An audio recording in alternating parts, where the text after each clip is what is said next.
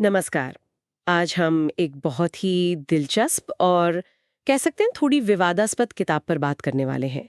राम मनोहर लोहिया की guilty man of India's partition, यानी भारत विभाजन के गुनाहगार। हम इसके कुछ खास हिस्सों को देखेंगे। ये किताब बंटवारे पर ना एक काफी तीखा नजरिया रखती है, जो आमतौर पर हम सुनते हैं उससे काफी अलग है। बिल्कुल। और देखिए, हमारा मकसद यहाँ सिर्फ ये दोहराना नहीं है कि हाँ बंटवारा हुआ बुरा हुआ, बल्कि लोहिया ने को तर्क दिए, उनकी गहराई में जाना है। वो सिर्फ अंग्रेजों या मुस्लिम लीग पर ही बात खत्म नहीं करते। हाँ, वो कहते हैं कि जड़ें कहीं ज्यादा गहरी थीं। जी, वो समाज के अंदर, कांग्रेस के नेतृत्व के अंदर की कमजोरियों की बात करते हैं। तो हम उन्हीं कारणों को और लोहिया जिन्हें गुनाहगार मानते हैं, उनके नजरिए को समझने की कोशिश करेंगे, बिना किसी लाग लपेट के, जैसा उन्होंने लिखा है। सही। क्योंकि लोहिया का जो मूल तर्क है वो यही है ना कि बंटवारा सिर्फ ब्रिटिश नीति या लीग की मांग का नतीजा नहीं था। नहीं, बिल्कुल नहीं। वो उससे कहीं आगे जाते हैं।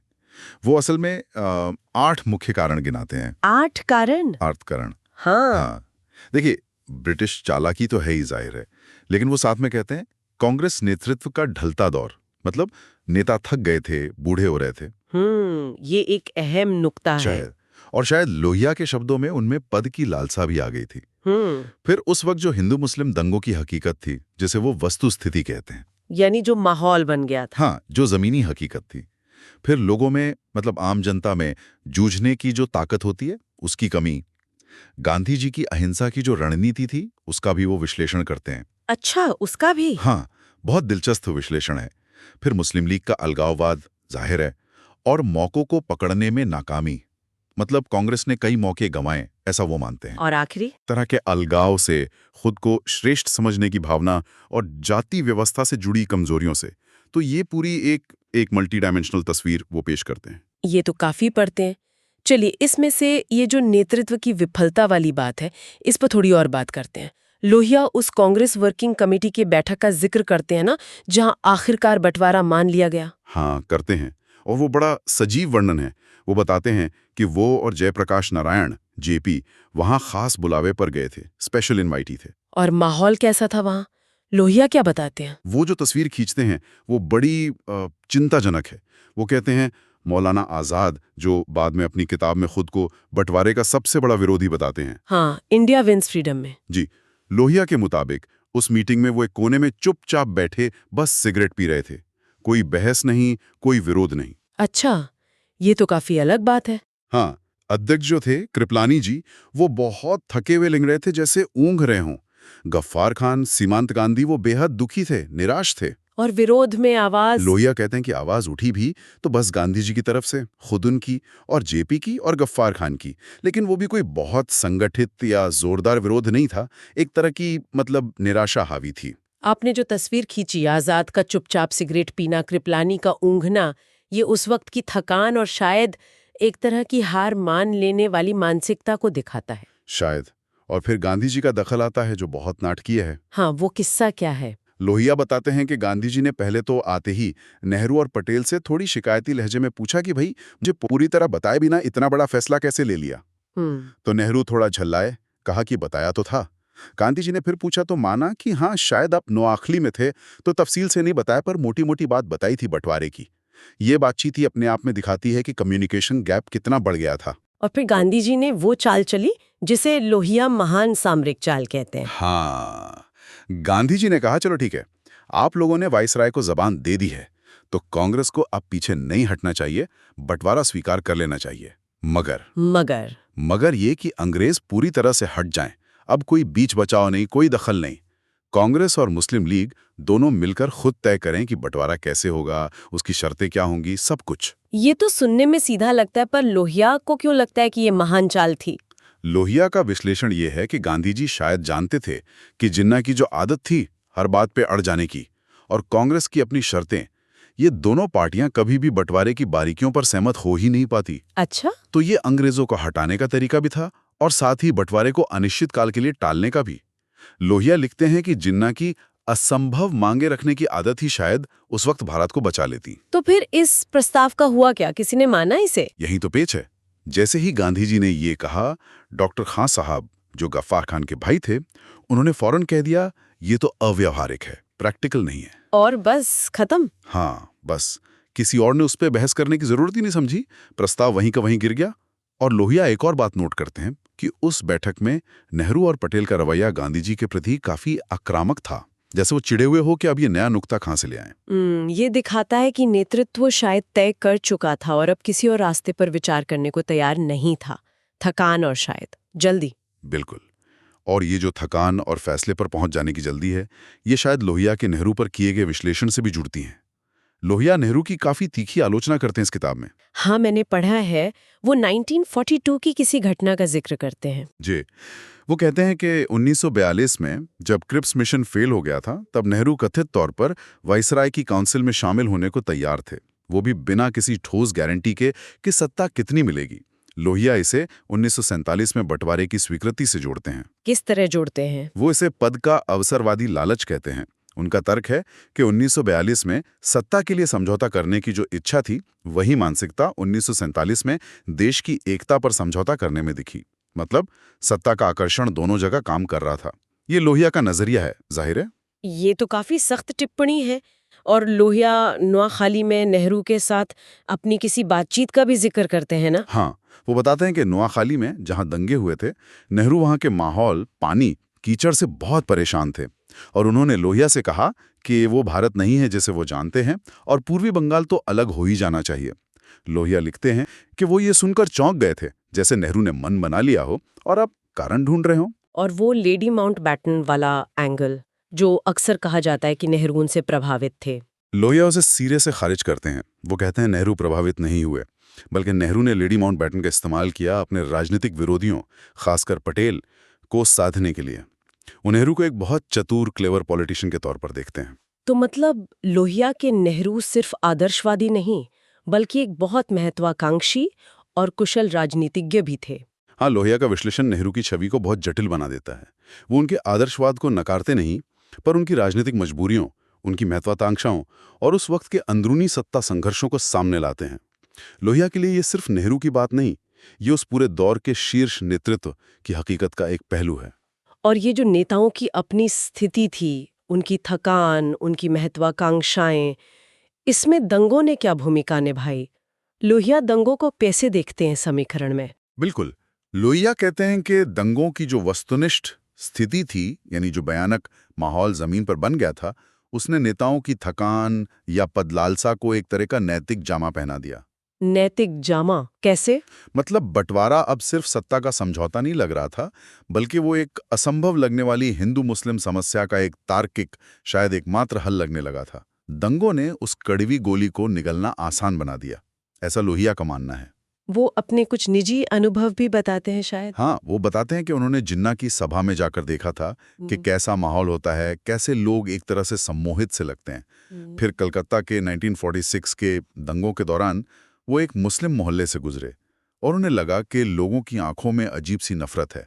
और चटगांव में तो उन पे हमला भी हुआ था।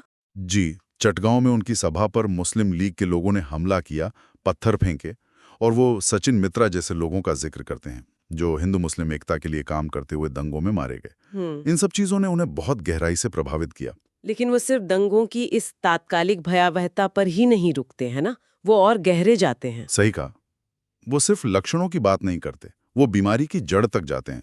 वो कहते हैं कि असली समस्या हिंदू समाज के अंदर सदियों से चला आ रहा अलगाववाद है। हिंदू समाज का अलगाववाद किस तरह का? खान पान में दूरी, शादी ब्याह में पूरी तरह रोक, छुआछूत और एक तरह की रक्षात्मक पवित्रता का भाव।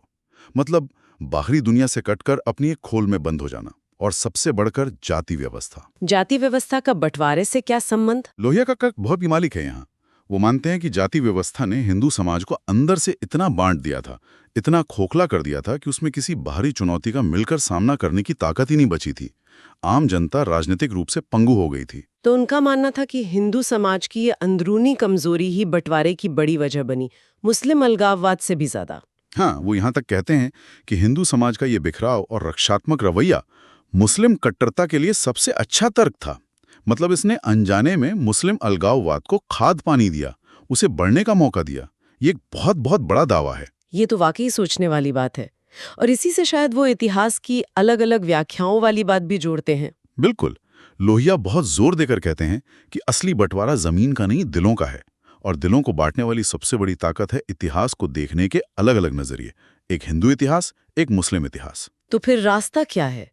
कैसे जुड़ेंगे ये नजरिए? लोहिया एक साझा इतिहास की बात करते हैं। वो कहते हैं कि हमें रजिया सुल्तान, शेर शाह सूरी, जायसी, रहीम जैसे मुस्लिम नायकों को अपना मानना होगा, वैसी जैसे हम विक्रमादित्य, अशोक, हेमू या महाराणा प्रताप को मानते हैं। और जो हमलावर थे, जैसे गजनी, गोरी, बाबर, उन्हें दोनों समुदाय मिलकर बहारी लुटेरा माने। लोहिया ये भी फर्क करते हैं कि पठान शासक काफी हद तक यहीं घुल मिल गए थे, जबकि मुगल अकबर, जहांगीर के दौर को छोड़ दें तो एक दूरी बनाए रखते थे। तो मतलब सिर्फ कपड़े या नाम बदल लेना काफी नहीं है? बिल्कुल नहीं। वो कहते हैं मन का बदलना जरूरी है। जब तक इतिहास को लेकर, अपने साझा अतीत को लेकर मन नहीं मिलते, तब तक आप नहर के पानी का झगड़ा सुलझा लेंगे, कश्मीर का मुद्दा सुलझा लेंगे, कोई और नया झगड़ा खड़ा हो जाएगा। असली एकता दो मन के मिलने से ही आएगी। ये सब देखते हुए नेतृत्व की विफलता, समाज की कमजोरी, इतिहास की अलग व्याख्या, क्या लोहिया मानते थे कि बंटवारा टाला जा सकता था, या वो इसे अवश्यंभावी मानते थे? नहीं, लोहिया बहुत साफ हैं इस पर। वो कहते हैं बंटवारा बिल्कुल भी अवश्यंभावी मतलब इनएविटेबल नहीं था। वो इसके किसी भी औचित्य को नकारते हैं।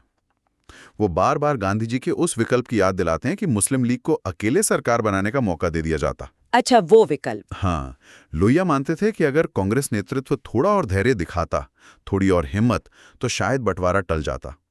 वो उसे नेतृत्व की विफलता ही मानते हैं, नियति नहीं। वो किसी वैकल्पिक इतिहास की भी बात करते हैं शायद। अगर ऐसा न होता तो क्या होता? हाँ, वो सोचते हैं कि अगर भारत का स्वतंत्रता संग्राम सिर्फ संवैधानिक दायरे में ना रहकर उसमें क्रांतिकारी या आतंकवादी तरीकों का भी मिश्रण होता, तो शायद आज़ादी जल्दी मिलती। और तब जिन्ना जैसे नेता शायद इतने अलग थलग ना पड़ते, मुख्य धारा में ही रहते। और यही वो गांधी जी की अहिंसा का मूल्यांकन करते हैं। जी, और ये बहुत जटिल मूल्यांकन है। वो गांधी जी को सदी का सबसे बड़ा भारतीय मानते हैं, उनकी महानता पर कोई सवाल नहीं उठाते हैं। लेकिन वो सवाल पूछते हैं कि क्या गांधी जी की अहिंसा की रणनीति भारत के लिए बहुत महंगी पड़ी? क्या भारत दुनिया के लिए अहिंसा का एक प्रयोग क्षेत्र बन गया और उसकी कीमत उसने अपने बंटवारे से चुकाई? वो उल्टी हुई क्रांति की बात करते हैं कि आज़ादी मिली और क्रांति के सारे मूल्य, सारे आदर्श जैसे उलट दिए गए। तो प्रशंसा भी है, पर सवाल भी बहुत गहरे हैं। बिल्कुल, प्रशंसा गांधी जी की है, लेकिन आलोचना उनकी रणनीति के नतीजों की और उनके अनुयायियों की है, जिन्होंने उन आदर्शों को सत्ता मिलते ही भुला दिया। ऐसा लोहिया का मानना था। ये विश्लेषण तो बहुत गहरा और कुछ हद तक निराशाजनक भी लगता है। क्या लोहिया आगे का कोई रास्ता भी सुझाते हैं इस बंटवारे के असर को कम करने या उलटने का? हाँ, लोहिया नाउम्मीद नहीं थे। वो मानते थे कि दोस्ती, भारत और पाकिस्तान के लोगों के बीच दोस्ती ही पुनर्मिलन की पहली सीढ़ी है। लेकिन ये कोई आसान रास्ता नहीं है। इसकी शर्तें क्या हैं? वो कुछ शर्तें गिनाते हैं। पहली, दोनों देशों की सरकारों पर शक करना, मतलब उनकी बातों पर आंख बंद करके भरोसा न करना। दूसरी, लोगों के बीच सीधे रिश्ते बनाना, सरकारों को बाईपास करके। तीसरी, विचारधारा के स्तर पर जुड़ना, एक नई बराबरी वाली आधुनिक सोच के जरिए। और चौथी, बंगाल, कश्मीर, पख्तूनिस्तान जैसे जो बटे हुए इलाके हैं, उनके लिए खास क्षेत्रीय समाधानों पर विचार करना। और उनका अंतिम लक्ष्य क्या था? सिर्फ अच्छे पड़ोसी बनना? नहीं, उससे कहीं आगे। उनका अंतिम लक्ष्य था एक वास्तविक हिंदू मुस्लिम पहचान का निर्माण, मतलब एक ऐसी स्थिति जहां धर्म पहचान का मुख्य आधार न रह जाए। ये कैसे होगा? वो कहते हैं अंतरधार्मिक विवाह आम हो, मतलब 100 में 1 से ज्यादा लोग साथ रहें, आर्थिक बराबरी आए और सबसे जरूरी, जाति व्यवस्था पूरी तरह खत्म हो। ये बहुत बड़ा, बहुत रैडिकल विजन है। और इसके लिए किस तरह की मानसिकता चाहिए? लोहिया यहाँ 2 तरह की भावनाओं की बात करते हैं। हाँ। वो कहते हैं हमें पानीपत भावना नहीं चाहिए। पानीपत में क्या होता था? लड़ाई हुई, हार जीत का फैसला हुआ और बात खत्म। या तो जीत गए या हार मान ली। तो फिर कौन सी भावना चाहिए? वो कहते हैं हमें हल्दी घाटी भावना चाहिए। हल्दी घाटी में महाराणा प्रताप हारे, लेकिन उन्होंने हार नहीं मानी। वो सालों तक लड़ते रहे, संघर्ष करते रहे। लोहिया कहते हैं कि भारत पाक एकता या हिंदू मुस्लिम एकता के लिए ऐसी ही लंबी लड़ाई लड़ने का जज्बा चाहिए, हार ना मानने का संकल्प चाहिए, चाहे नतीजा तुरंत ना दिखे। यानी ये कोई शॉर्टकट वाला काम नहीं है। ये पीढ़ियों का काम है। बिल्कुल। ये एक निरंतर चलने वाला संघर्ष है, जिसके लिए असाधारण धैर्य और इच्छा शक्ति चाहिए। तो अगर हम आज की बातचीत को समेटें, तो राम मनोहर लोहिया के लिए भारत का विभाजन कोई अचानक हुई घटना नहीं थी। ये सिर्फ अंग्रेजों की चाल या लीग की जिद का नतीजा भी नहीं था। नहीं, उनके अनुसार ये सदियों के सामाजिक अलगाव, नेतृत्व की खास कमजोरियों और विफलताओं, जिसमें थकान और पद की लालसा भी शामिल थी, और जाति व्यवस्था जैसी समाज की अंदरूनी बीमारियों का एक मिला जुला बहुत ही दुखद परिणाम था। उनके विचार काफी उत्तेजक हैं, है ना? नेहरू, पटेल, आजाद पर उनकी आलोचना, गांधी जी और अहिंसा पर उनका वो जटिल सा नजरिया, ये सब आसानी से हजम होने वाली बातें नहीं हैं। बिल्कुल नहीं। वो स्थापित मान्यताओं को सीधी चुनौती देते हैं और किसी को आसानी से बख्शते भी नहीं है।